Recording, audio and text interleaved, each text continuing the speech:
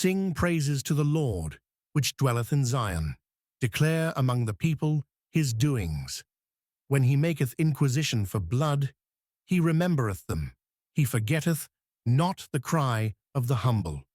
Psalm 9:11-12.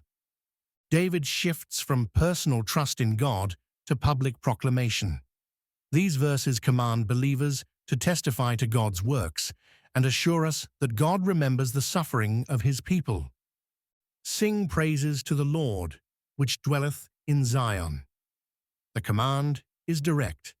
The followers of God should sing praises, not just think about praising, nor plan to praise someday, but sing praises now. The Hebrew word for sing praises means to make music and to celebrate the Lord in song. Why should the followers of God sing? We are to sing because of who God is and where he dwells. Which dwelleth in Zion. Zion represents God's chosen place of residence among his people. In David's day, this meant Jerusalem. Today, God dwells among his people through the Holy Spirit. 1 Corinthians 3:16 declares, Know ye not that ye are the temple of God, and that the Spirit of God dwelleth in you? The command continues, Declare among the people his doings. Praise alone isn't enough. We must declare what God has done to others. The word declare means to announce, to make known, and to tell forth God's works. Among the people shows the scope of our declaration. We should declare what God has done, not just among believers, and not only in church. We must declare the Lord among the people.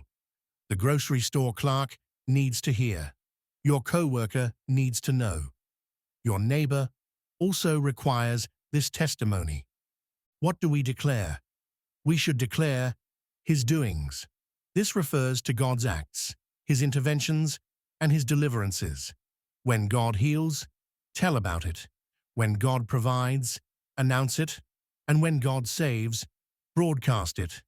Psalm 107, 2 commands. Let the redeemed of the Lord say so, whom he hath redeemed from the hand of the enemy. Verse 12 provides motivation for this declaration.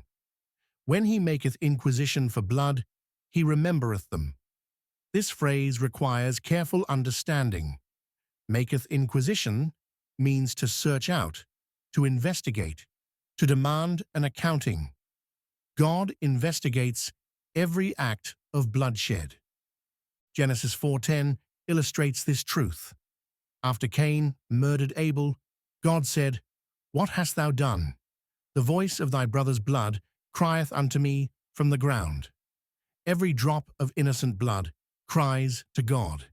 Every murder and every act of violence is recorded in heaven. He remembereth them. God does not forget victims. The martyrs under the altar in Revelation 6:10 cry out, How long, O Lord, holy and true, dost thou not judge and avenge our blood on them that dwell on the earth? God remembers each one. This truth brings comfort to persecuted believers worldwide.